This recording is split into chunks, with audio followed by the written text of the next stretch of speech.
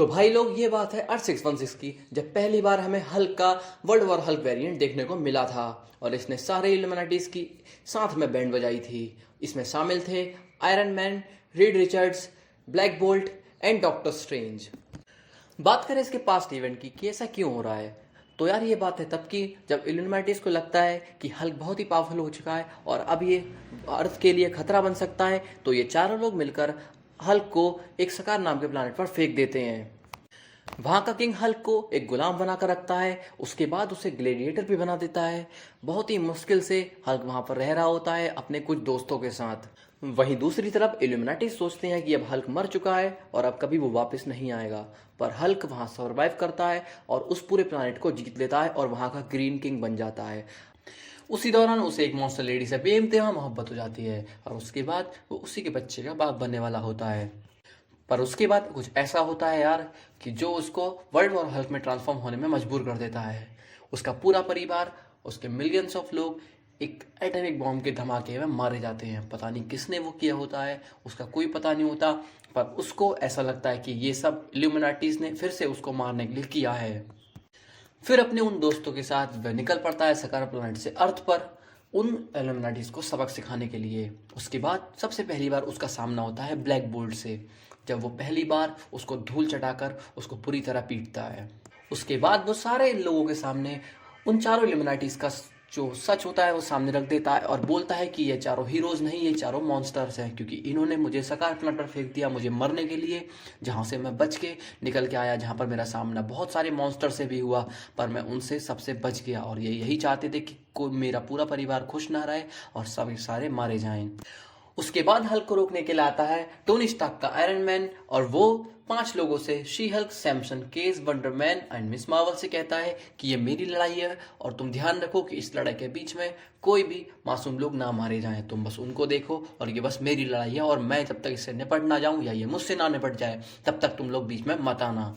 उसके बाद दोनों बहुत बुरी तरह लड़ते हैं, पर कुछ मिसाइल्स जो होती हैं वो गवर्नमेंट द्वारा छोड़ी गई होती हैं हल्क पर और उस पर जाकर वो फूट जाती हैं और जिससे उसे याद आ जाता है उसके परिवार के बारे में। फिर वो और एंगर से भर जाता है और उसके बाद फिर वो काउंटर अटैक करता है आयरन मैन पर और उसका पूरा सूट तबाह कर देता है और उसको बता देता है कि तुम भी मुझे नहीं रोक सकते।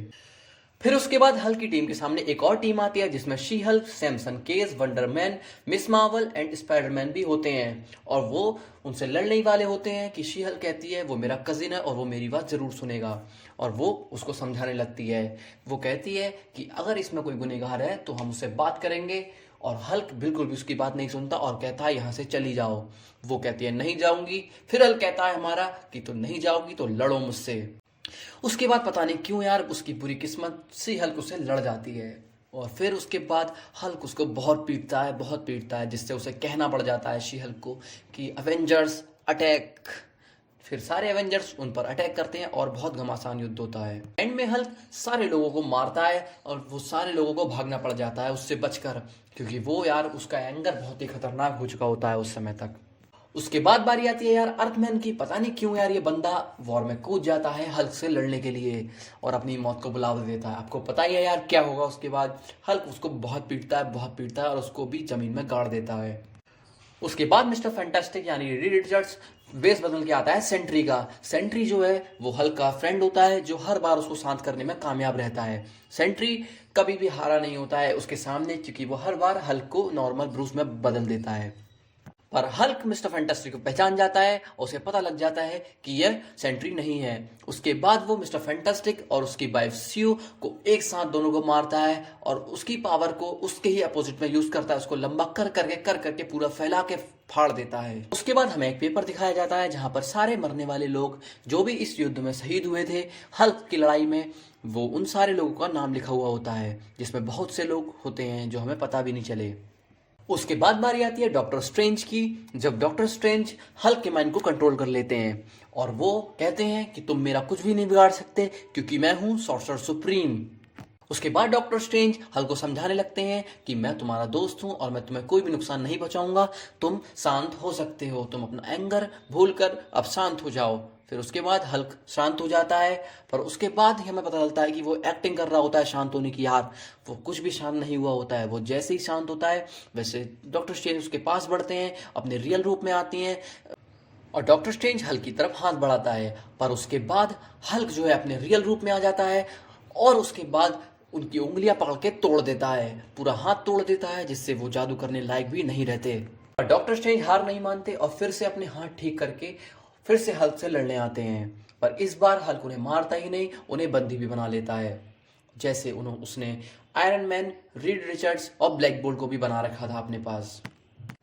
इन चारों को हल्क एक मैदान में फेंक देता है जहां पर बहुत सारे मॉन्स्टर भी वो छोड़ देता है और फिर देखता है उन सबका तमाशा, जैसा कि वो किंग जो सकार प्लांट पर था वो हल्क का बनाकर देखा करता था। इन चारों को वो अपनी तरह ही ग्लैडिएटर बना देता है। उसके बाद जब ये चारों मिलके उन मॉन्स्टर को मार देते हैं, उसके बाद हमारा हल्क कहता है कि अब चारों लोग एक साथ लड़ो, चारों लोग एक दूसरे से लड़ो। फिर वो चारों क्या करें, उनकी मजबूरी है यार, वो चारों एक दूसरे से भी लड़ना चालू कर देते हैं, जहां पर रीड रिचर्ड्स टोनी स्टार्क के मुंह पर एक बड़ा सा लोहा फेंक कर मारने वाला होता है, पर वो नहीं मारता क्योंकि वो उसका दोस्त होता है। उसके बाद एंट्री होती है वहां पर सेंट्री की, जो कि हल्क को शांत करने में कामयाब रहता है। जिसके बाद जो हल्क के जो टीम मेंबर्स होते हैं वो बहुत ही नाराज हो जाते हैं हल्क से और कहते हैं कि तुमने वादा करा था कि हम लोग अर्थ को डिस्ट्रॉय करेंगे और अब तुम हमारा साथ नहीं दे रहे हो। जिस बीच एक टीम मेंबर जो हल्क का होता है वो हल्क के एक ह्यूमन फ्रेंड को मार देता है, जिससे हल्क फिर से अब नॉर्मल हो जाता है और वो फिर से ट्रांसफॉर्म हो जाता है वर्ल्ड वॉर हल्क में और फिर से वहां पर तबाही मचाना स्टार्ट कर देता है। पर वहां पर सेंट्री मौजूद होता है और फिर से वो उसको शांत करता है और उसके बाद उसे सुला देता है। पर अभी भी यार जो हल्क का गुस्सा होता है वो कम नहीं हुआ होता है, वो अभी भी उतना ही एंगर से भरा हुआ होता है, क्योंकि उसने वो जो चीज़ें झेली हैं, जो उसने फैमिली को खोया है, वो कभी भी वो भूल नहीं पाएगा। इसी के साथ द वर्ल्ड वॉर हल्क का एंड हो जाता है और आगे कहानी कब कंटिन्यू होगी ये पता नहीं, पर होगी ज़रूर।